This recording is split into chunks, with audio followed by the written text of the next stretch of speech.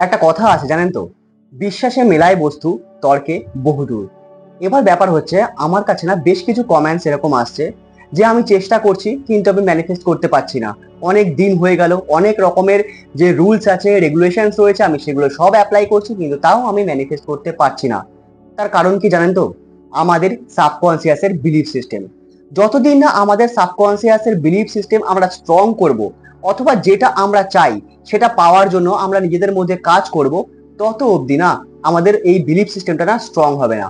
অর্থাৎ আমাদের তো প্রপার অ্যাকশন তো নিতে হবে, কিন্তু তার সঙ্গে না আমাদের বিলিফ সিস্টেমকে স্ট্রং করতে হবে।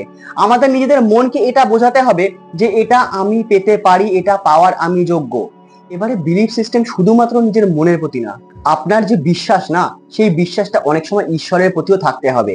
এবার কেউ তাকে ইউনিভার্স ডাকে, কেউ তাকে ডাকে ইনফিনাইট ইন্টেলিজেন্স, কেউ তাকে আবার ডাকে অন্য কোনো নামে।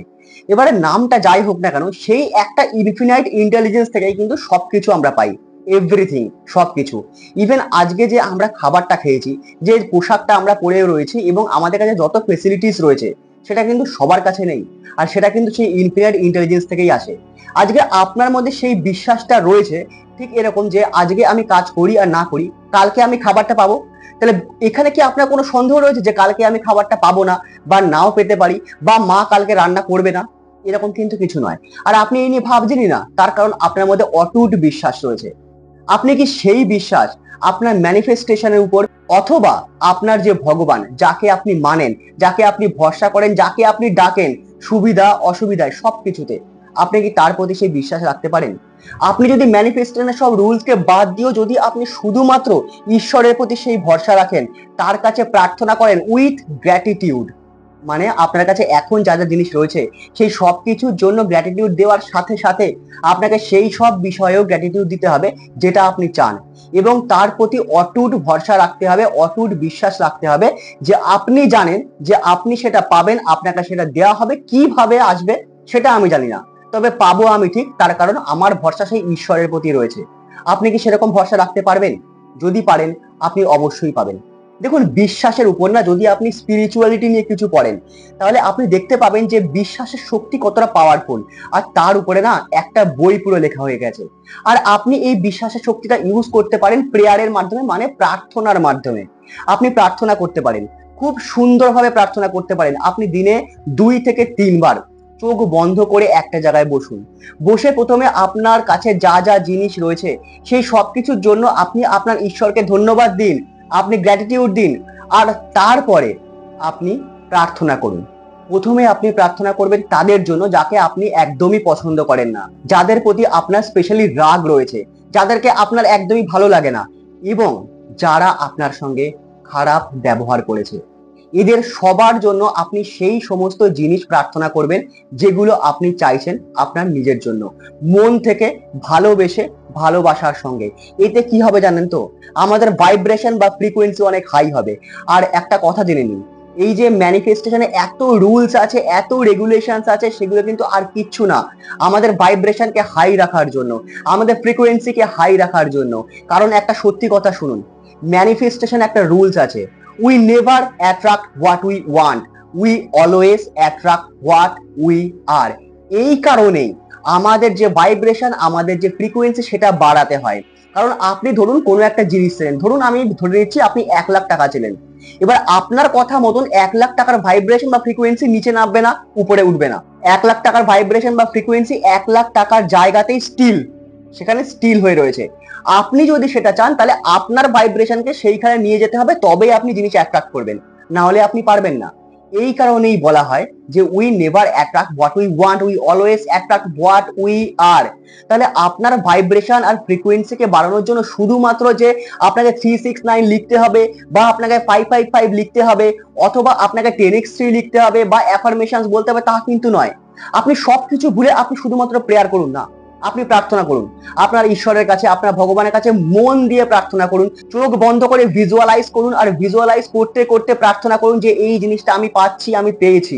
ঈশ্বরের নাম নিন, যে ঈশ্বরে আপনি বিশ্বাসী তার নাম নিন, তার নাম নিয়ে তাকে থ্যাংক ইউ বলুন, তাকে জানান, তাকে বলুন আপনি নর্মালি কিভাবে প্রার্থনা করব, কি ভাষা ইউজ করব, কোনো সুন্দর পবিত্র শব্দ কি ব্যবহার করতে হবে, এত কিছু ভাবার কোনো দরকার নেই।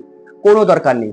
আপনাকে শুধু কি করতে হবে, আপনি যেভাবে কমিউনিকেশন করেন আপনার নিজের ইনার সেলফের সঙ্গে বা আপনার বন্ধুদের সঙ্গে, সেইভাবেই আপনি বন্ধু মনে করে তার সাথে কথা বলুন। তাকে আপনি বলুন, হ্যাঁ আমি এইসব জিনিস চাই। যখন আপনি চাই এরকম বলবেন, এটা প্রেডিক্ট করবেন যে আপনার কাছে সেটা রয়েছে। ঠিক আছে, কারণ আমাদের ব্রেনেও তো অনেক রকমের কাজ আছে। ঠিক আছে, আমাদের আরএস অ্যাক্টিভেট হয় আমাদের প্রার্থনার সময়, সেই প্রার্থনা কিন্তু আমাদের সাবকনসিয়াস মাইন্ডে যায়। তো এই কারণে আপনি এইভাবে বলবেন যে আমার কাছে জিনিসটা রয়েছে বা তুমি আমাকে দিয়েছো, তার জন্য অশেষ ধন্যবাদ বলে সেই জিনিসটা ভিজুয়ালাইজ করুন আর প্রে করুন। আপনি দেখুন প্রেয়ারের শক্তি কতটা। আর এর সঙ্গে না আজকে আমি আরেকটা জিনিস বলবো, সেটা হচ্ছে আমাদের মিরর টেকনিক। এইবারে হচ্ছে মিরর টেকনিকে আমরা মিররের সামনে গিয়ে বা আয়নার সামনে গিয়ে আমরা কি বলবো। দেখুন, বলা তো অনেক কিছুই যায়, অনেক রকমের অ্যাফার্মেশনস রয়েছে, হাজার রকমের, কিন্তু আপনার তো অত জিনিসের দরকার নেই। আপনি আগে দেখুন যে আপনার লাইফে সব থেকে বড় প্রবলেমটা কি। যদি আপনি খুশি না থাকতে পারেন বা হ্যাপিনেস যদি আপনার মধ্যে না থাকে, একটা জিনিস বুঝে নিন, আপনার ইনার সেলফ বা আপনার ইনার চাইল্ড খুবই কষ্টে রয়েছে, খুবই প্রবলেমে রয়েছে। আর তাকে হিল করতে গেলে আপনাকে সেই সমস্ত ওয়ার্ডস বা সেই সমস্ত সেন্টেন্সেস আপনাকে ইউজ করতে হবে যেগুলো আপনি নিজের সম্পর্কে নেগেটিভ ভাবেন।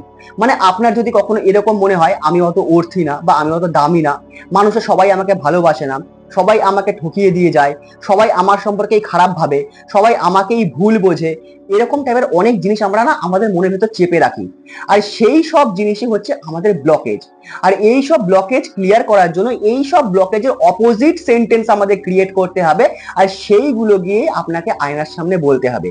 তার সঙ্গে কিছু ইউনিভার্সাল জিনিস আমি বলে দিচ্ছি, সেইগুলো আপনারা অ্যাড করবেন। আর সেইগুলো কি, যেমন তুই খুব সুন্দর, তুই খুব ভালো।